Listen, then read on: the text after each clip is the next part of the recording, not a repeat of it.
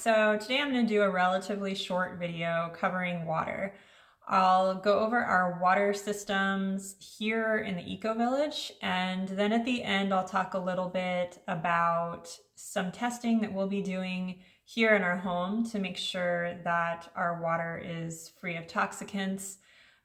We really try to live as preventatively as we can, and the water source is super important if you have toxicants in your water, and unfortunately a lot of the common testing that's done doesn't cover everything. So stay to the end if you want to see the testing that we'll be using, if you have any interest in testing the water in your home. But first I'll just give an overview of our systems here in the Ecovillage. We basically have two systems. We have our grade 1 water and then we have our grade 2 water. And our grade 1 water feeds everything in our house from the sinks, so washing hands, cooking, drinking, and it also feeds our showers as well as our laundry. And then our grade 2 water feeds our toilets as well as our outdoor water source. So any kind of water that we need to use outside, including watering our garden. For grade 1 water, each house collects rainwater off of the roof and carries it underground to two large cement cisterns on the north and south side of our village. The water in these tanks passes through a 3-step purification process before reaching each home. It goes through charcoal filter, it goes through sediment filters, and it also goes through a UV light purification process.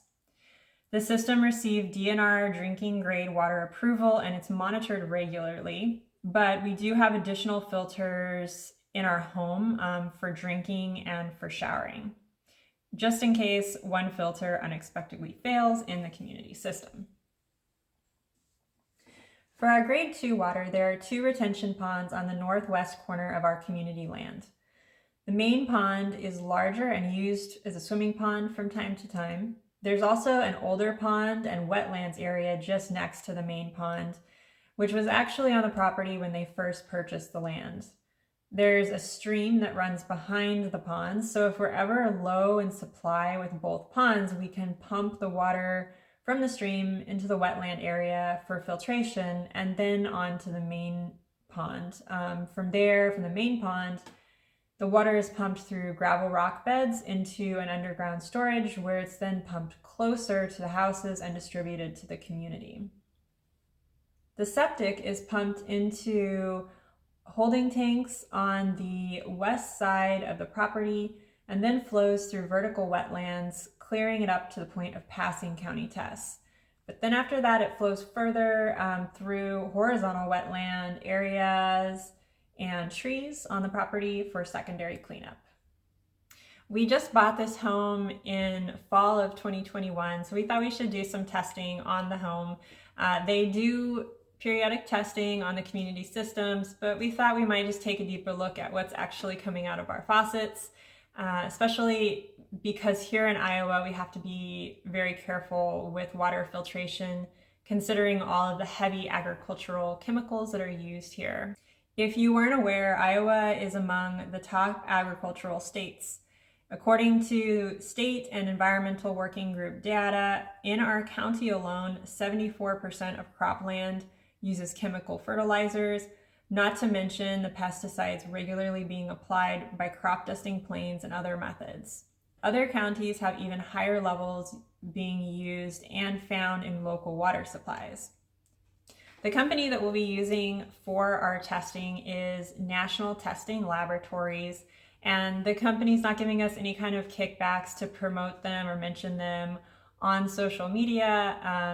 I became aware of them because the group that I work for has a lot of the professionals associated with the organization have spoken very highly of them, and so that's how I became aware of their methods.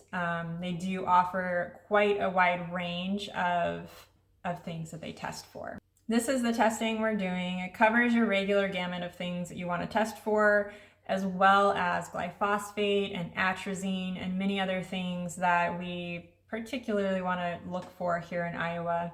It's pretty simple to do. You just go on their website, you select which tests you want, they send you a kit, you collect samples, ship it back, and they'll give you your results within 2 weeks. No matter where you're living though, it's pretty important to know what's in your water. Our bodies are more than 2/3 water. So if you have toxicants in your water supply, whether it's your drinking water, the water you're showering in, the water you're watering your garden with, all of that can be a pretty big contributor to disease. And unfortunately, a lot of the common tests and filtration processes don't necessarily address a lot of the toxicants that can affect us. On the topic of water, I also wanted to mention a book that I read in my undergraduate studies called Water, A Natural History by Alice Outwater.